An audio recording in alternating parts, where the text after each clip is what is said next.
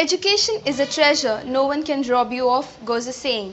Yet there are a few who realize the value of education and even take pains to educate others. Rarer are those whose only aim in life is to educate others despite being uneducated themselves.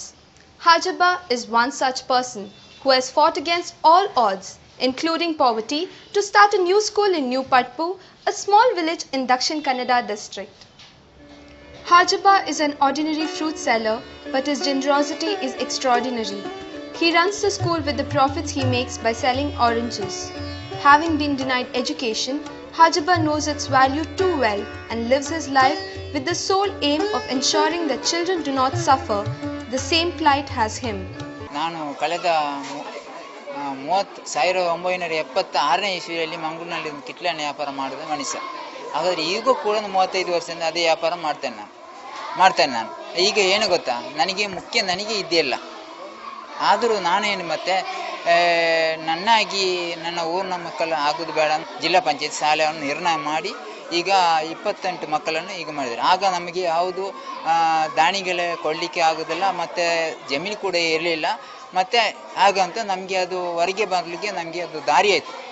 ಯಾಕೆಂದರೆ ಇಲ್ಲಿ ಇದ್ದರೆ ನಮಗೆ ಏನು ಇದು development ಆಗೋದಿಲ್ಲ, ಶಾಲೆ ನಮಗೆ ಇದು ಮೂಲೆ ಹೋಗ್ತಾಗುತ್ತೆ. ಹಾಗೆ ಒಂದು ಪಕ್ಕದ ಜಮೀನನ್ನು 40 ಸೆಂಟ್ ಜಮೀನು ಪರ್ಚೇಸ್ ಮಾಡಿ ಮಂಗಳೂರು ದಾನಿಗಳೊಂದು ಸಂಘರ್ಷ ಮಾಡಿ ಒಂದು ಸರ್ಕಾರ ಜಿಲ್ಲಾ ಪಂಚಾಯತ್ ಶಾಲೆ ಹೆಸರು ಮಾಡಲಿ ಆಗಿದೆ. ಆ ನಂತರ 2004 2008 ಈಗಾಯಿತು. ಈಗ 65 ಸೆನ್ಸ್ ಜಾಗ ಪರ್ಚೇಸ್ ಇದೇ ಶಾಲೆ ಹೆಸರಲ್ಲಿ ದಾನಿಗಳ ಒಂದು ಸಹಕಾರವನ್ನು ಮಾಡಿದೆ. ಈಗ 208 ಮಕ್ಕಳು ವಿದ್ಯಾರ್ಥಿ ಮಾಡ್ತಾರೆ. A social worker for more than a decade now, he established a school with the little money he made by selling oranges.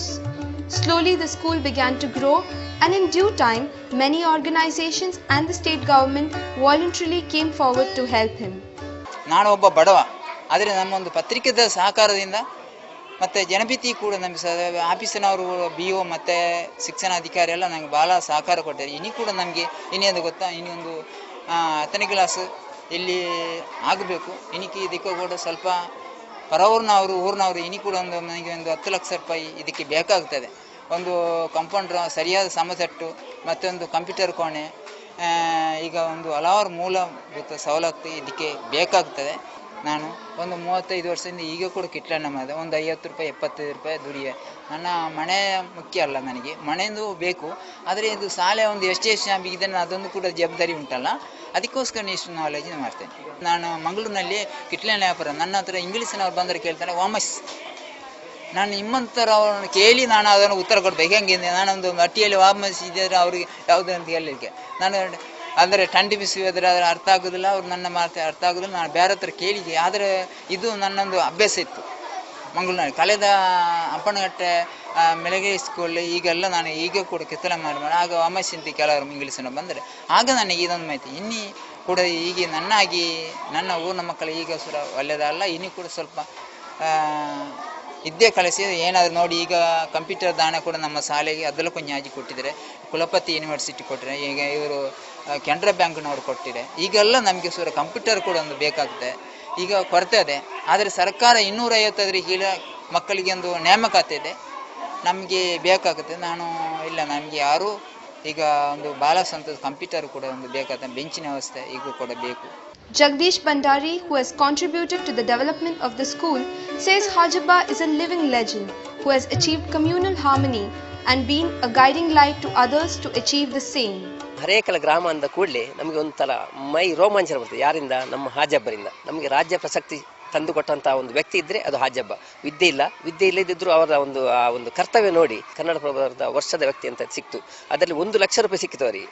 ಆ 1 ಲಕ್ಷ ರೂಪಾಯಿಯನ್ನು ಅವರ ಸ್ವಂತಕ್ಕೆ ಖರ್ಚು ಮಾಡದೆ ಇಂಥ ಶಾಲೆಗೆ ಅವರು ಕೊಟ್ಟಿದ್ದಾರೆ. ಅದು ನಮಗೆ ಒಂದು ಹೃದಯ ತುಂಬಿ ಅವರ ಪ್ರೀತಿ ಬರ್ತದೆ. ಆ ಒಂದು ನೇರ ನುಡಿಯ ವ್ಯಕ್ತಿತ್ವದ ಒಂದು ವ್ಯಕ್ತಿ ನಮ್ಮ ಊರಲ್ಲಿ ಇದ್ದಾರೆ ಅಂತ ಹೇಳಿದರೆ ತುಂಬ ಸಂತೋಷ ಆಗ್ತದೆ. ಮತ್ತು ಇದು 2000 ಒಳಗೆ ನೋಡುವಾಗ ಇದೊಂದು ಗುಡ್ಡ ಪ್ರದೇಶ ಇತ್ತು ಖಾಲಿ. ಅವರ ಸ್ವಂತ ಪ್ರಯತ್ನದಿಂದ, ಅಂದರೆ ಯಾರು ಹಗಲು ಹೊತ್ತು ರಾತ್ರಿ ಹೊತ್ತು ಯಾರ ಹತ್ರ ಡೊನೇಷನ್ ಕೇಳಿಕೊಂಡು ಅವರ ಸ್ವಂತ ಕರ್ತವ್ಯದಿಂದ ಈ ರೀತಿ ಆಗಿದೆ. ಈಗ ಒಂದು 2007ನೇ ಇಸ್ವಿ ನೋಡುವಾಗ ನಮಗೆ ಸುಂದರವಾದ ಒಂದು ಶಾಲೆಯನ್ನು ಅವರು ನಿರ್ಮಿಸಿಕೊಟ್ಟಿದ್ದಾರೆ. The development of the school also largely rests on the teaching staff. The school has achieved remarkable feats like standing first in the Derlakatte zone in the value evaluation and enjoying the top priority in schemes like Sarva Shiksha Abhiyana. 8ನೇ ತರಗತಿಯವರೆಗೆ ಇದೆ ಮತ್ತು 208 ವಿದ್ಯಾರ್ಥಿಗಳು ಈ ಶಾಲೆಯಲ್ಲಿ ಕಲಿಯುತ್ತಿದ್ದಾರೆ. ಅಧ್ಯಾಪಕರು ಕೇವಲ 5 ಮಂದಿ ಮಾತ್ರ ಇರುವುದು. ನಾನು ಇಲ್ಲಿ ಶಿಕ್ಷಕಿಯಾಗಿ ಬಂದು ಕೇವಲ 2 ತಿಂಗಳ ಆಯ್ತಷ್ಟೇ. ಆದರೆ ಇಲ್ಲಿಯ ಅಭಿವೃದ್ಧಿ ನೋಡುವಾಗ ನನಗೆ ನಾನಿದ್ದ ಮೊದಲಿನ ಶಾಲೆಗಿಂತಲೂ ಬಹಳ ಉತ್ತಮವಾಗಿದೆ. ಪ್ರತ್ಯೇಕವಾಗಿ ಈ ಶಾಲೆಯ ಕಾಂಪೌಂಡ್ ಹಾಲ್, ಬಾವಿ, ಈ ಶಾಲೆಯ ಅಭಿವೃದ್ಧಿ ಇದೆಲ್ಲ ನೋಡುವಾಗ ತುಂಬ ಖುಷಿಯಾಗ್ತದೆ. ಮತ್ತು ಇಲ್ಲಿಯ ಮಕ್ಕಳು ತುಂಬ ಬುದ್ಧಿವಂತರು, ಆದರೆ ಕಲಿಯುವುದರಲ್ಲೂ ಸಹ ಹುಷಾರಿದ್ದಾರೆ. ಸಮಯಕ್ಕೆ ಸರಿಯಾಗಿ ಶಾಲೆಗೆ ಬರ್ತಾರೆ, ಸರಿಯಾಗಿ ಸಮವಸ್ತ್ರ ಧರಿಸ್ತಾರೆ.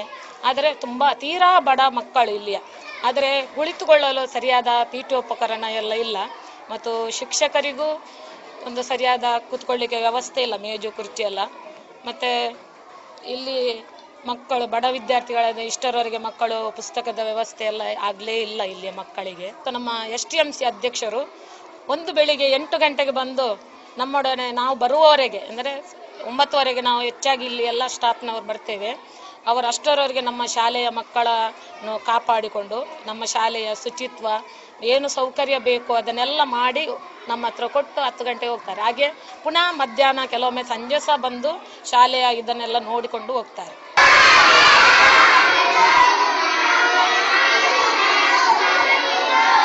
ಮೊದಲು ಬರುವಾಗ ಕೇವಲ 2 ತರಗತಿ ಕೋಣೆಗಳಿದ್ದು 1ರಿಂದ 3ನೇ ತರಗತಿಗಳು ಮಾತ್ರ ನಡೀತಿದ್ದು. ಈಗ 1ರಿಂದ 8ನೇ ತರಗತಿಗಳು ನಡೀತಾ ಇವೆ. ಸುಮಾರು 208 ಮಕ್ಕಳು ಇಲ್ಲಿ ವಿದ್ಯಾಭ್ಯಾಸ ಮಾಡ್ತಾ ಇದ್ದಾರೆ. ಈ ಶಾಲೆ ಸಂಪೂರ್ಣ ಅಭಿವೃದ್ಧಿ ಹೊಂದಬೇಕಾದ್ರೆ, ಈ ಇಡೀ ಜಿಲ್ಲೆಯಲ್ಲಿ ಹೆಸರು ಮಾಡಬೇಕಾದ್ರೆ ನಮ್ಮ ಶಾಲೆ SDMC ಅಧ್ಯಕ್ಷರು ಅತ್ಯುತ್ತಮ ಕೆಲಸ ಮಾಡಿದ್ದಕ್ಕಾಗಿ ಮತ್ತು ಹಲವಾರು ದಾನಿಗಳನ್ನು ಭೇಟಿಯಾಗಿ ಶಾಲೆಯ ಅಭಿವೃದ್ಧಿಗಾಗಿ ಹಣ ಸಂಗ್ರಹಿಸಿ ಶಾಲೆಯ ಸಂಪೂರ್ಣ ಅವಶ್ಯಕತೆಗಳನ್ನು ಅವರೇನು ಮಾಡಿದ್ದಾರೆ, ಪೂರೈಸಿಕೊಟ್ಟಿದ್ದಾರೆ.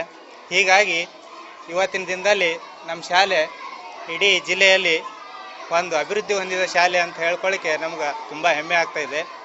Hajabba has been recognized by many social service organizations which has awarded him for his selfless service to the society and especially to the field of education.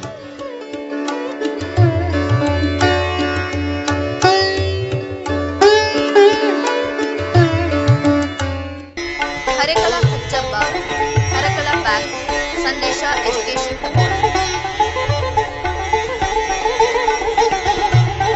ನೋಡಿ 2003ರಲ್ಲಿ ವಸಂತಿಕಾಂತ್ ನನ್ನ ಮನೆಗೆ ಕೂಡ ಬಂದು ಇನ್ಸ್ಪೆಕ್ಷನ್ ಮಾಡಿದ್ದಾರೆ. ಆ ನಂತರ ಅದೇ ವರ್ಷ ರಾಜ್ಯ ಕೂಡ ನನ್ನ ಇವರು ಜಿಲ್ಲಾಧಿಕಾರಿ ಅದೇ ವರ್ಷ ನಮಗೆ ಸಂಘರ್ಷಣೆ ಮಾಡಿದೆ. 2004ರಲ್ಲಿ ಕನ್ನಡ ಹಬ್ಬ ವರ್ಷದ ವ್ಯಕ್ತಿ ಕೂಡ ನನ್ನ ಕರ್ನಾಟಕ ಇದರಲ್ಲಿ ಹಮ್ಮಿಕೊಂಡಿದೆ. ಅದು ಭಾಳ ಒಂದು ಹೆಮ್ಮೆ ಇತ್ತು. ಅದೇ ವರ್ಷ ಈ ವರ್ಷ 2007ನೇ ವರ್ಷ ಸಂದೇಶ ಪ್ರಶಸ್ತಿನ ಕೂಡ ನನಗೆ ದೊರೆದು ಬಂತು. ಇದು ಏನಿದೆ ಹೇಳ್ತೇನೆ ಗೊತ್ತೇನು ಸರಿ, ನಾನದು ಬರೇ ಒಂದು ಕಿಟ್ಲನ್ನ ಬಾಡಿ ಒಂದು 3 ಮಕ್ಕಳು ನನ್ನ ಜೀವಿಸಿದ್ದಾರೆ. ನಾನೇ ಅದೊಂದು ಇಷ್ಟು ನನಗೆ ಒಂದು ಹೆಮ್ಮೆ ಬರಲಿಕ್ಕೆ ಸಾಧ್ಯ ಇಲ್ಲ ಅದು. ಆದರೆ ನನಗೆ ಶಿಕ್ಷಣ ಪಾತ್ರದಲ್ಲಿ ದೊಡ್ಡದಾದ ಈ ಕಾರಣ ನನಗೆ ಅದು ಭಾಳ ಸಂತೋಷ ಆಗಿ ಈಗ ಕೂಡ ನನಗೆ ಮುಂದಿನ ನಿಮ್ಮ ಸಹಕಾರ ಕೊಟ್ಟರೆ, ಜನಗಳ ಸಹಕಾರ ಕೊಟ್ಟರೆ ನಮಗೆ ಏನಾದರೂ ಮಾಡ್ಬೋದು ನನಗೆ ಒಂದು ಹಂಚಿಕೆ ಬರ್ತದೆ.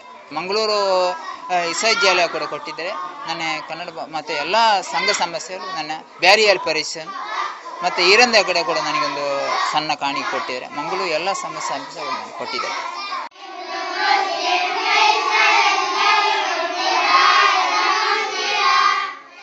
Hajabba humbly says that God has decided the path one has to walk on. He is just a guide. Though he himself finds it difficult to make ends meet, he continues his mission to educate tirelessly. His indefatigable spirit breathes of only one hope, to see at least one among the students of his school serving the country someday. With cameraman Austin for TV Daiji World, this is your host Gloria Rodriguez.